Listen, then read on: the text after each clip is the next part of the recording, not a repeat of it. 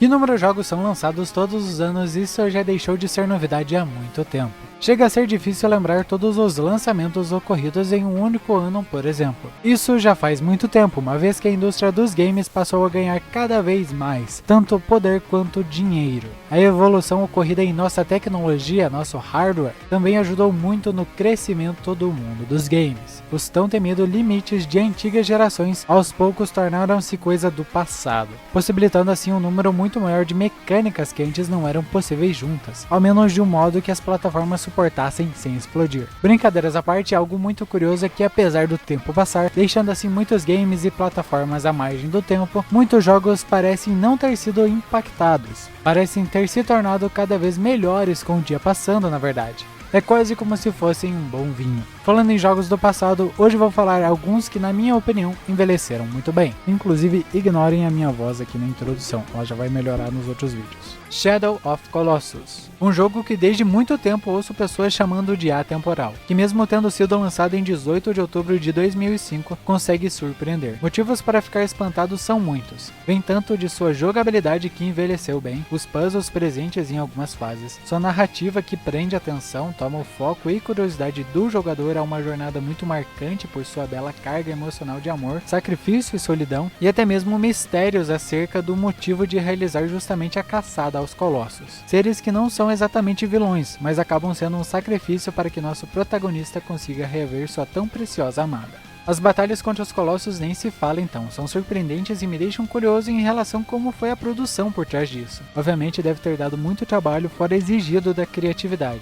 Falando nisso, algo muito marcante é a trilha sonora carregada por Shadow, uma vez que contribui muito bem com a atmosfera, principalmente em alguns momentos deixando claro a solidão que nosso personagem enfrenta.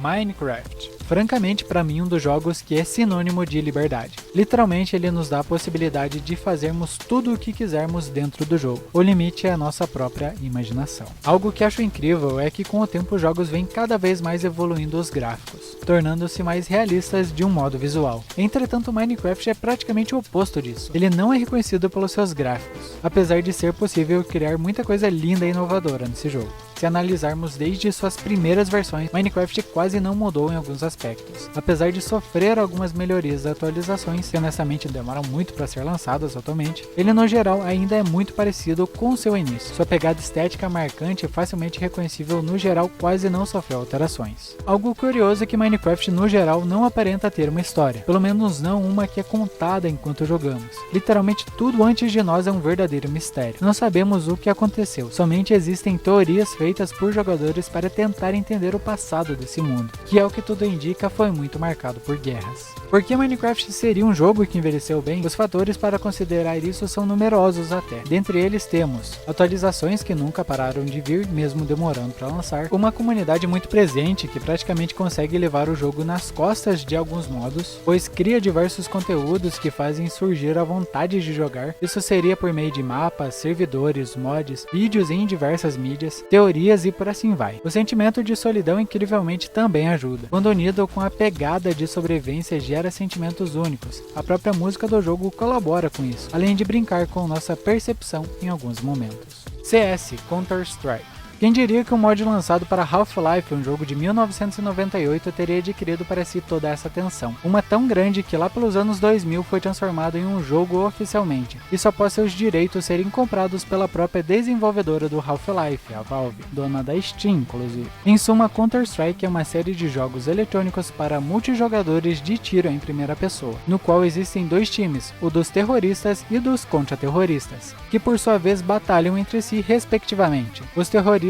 resumidamente buscam realizar atos de terror, ou no caso, explodir bombas e fazer reféns, e os contra-terroristas têm que encontrar uma maneira de impedir os atos realizados, ou seja, desarmar bombas e resgatar reféns.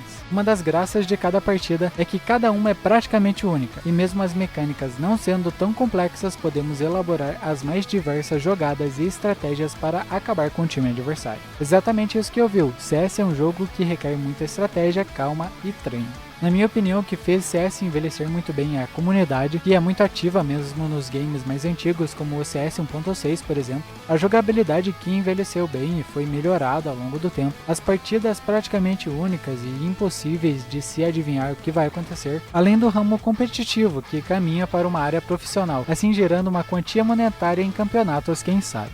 Bully, um jogo de perspectiva em terceira pessoa que possui um mundo aberto, o qual pode ser explorado de diversas maneiras, isso sendo a pé, com um skate, motoneta, bicicleta ou até um kart. Ele foi lançado em 2006 pela Rockstar Games. É um dos jogos eletrônicos que mais gerou polêmica durante seu lançamento, e que gera até hoje, na verdade. Isso devido a várias abordagens existentes na sua narrativa, e presentes no próprio jogo, como a do próprio Bully em si, por exemplo, que apesar de tudo não resume a obra. A história de Bully carrega consigo um ar sutil de mistérios, humor, reviravoltas por meio de traições e outras coisas, fora uma espécie de redenção própria carregada pelo protagonista Jimmy, que passa por muita coisa nessa história. Um dos pontos mais marcantes de Bully, sem sombra de dúvida, é sua trilha sonora. Literalmente podemos estar encontrando faixas de áudio que são somente pregadas em missões únicas, em lugares únicos. São poucos os games que têm esse cuidado. Outro detalhe que gosto muito é a pegada estética, o design de Bully, que mesmo envelhecendo continua bonito, pois existe uma mistura de cartoon com realismo, uma estética realmente própria e facilmente reconhecível de Bully. Five Nights at Freddy's. Admito sem vergonha alguma, eu não sou uma pessoa que consome conteúdos relacionados ao terror, que deem muitos sustos no geral. Francamente, eu não gosto nem um pouco de levar susto, por isso eu não cheguei a jogar direito Five Nights. Porém, apesar disso, acompanho notícias dessa franquia, teorias feitas em relação à história dela há muito tempo. E sim, apesar de não parecer, esse jogo indie extremamente leve, principalmente em seus primeiros games, possui uma história da qual não é contada propriamente durante a gameplay. Para ter acesso à história, aos eventos ocorridos em Five Nights, é necessário verdadeiramente fazer um papel de investigador, ir atrás de pistas lançados nos diversos jogos, além de ir atrás de outros conteúdos postados pelo criador Scott Cawthon. Dizer que tem que investigar para encontrar história não é exagero, já que até mesmo teorias sobre o que aconteceu precisam ser feitas para compreender tudo em seu ramo total. Porém, isso abriu brechas para o surgimento de uma forte comunidade para FNAF, pois muitas teorias e coisas encontradas são compartilhadas entre os usuários, assim gerando engajamento e até um marketing gratuito de certo modo.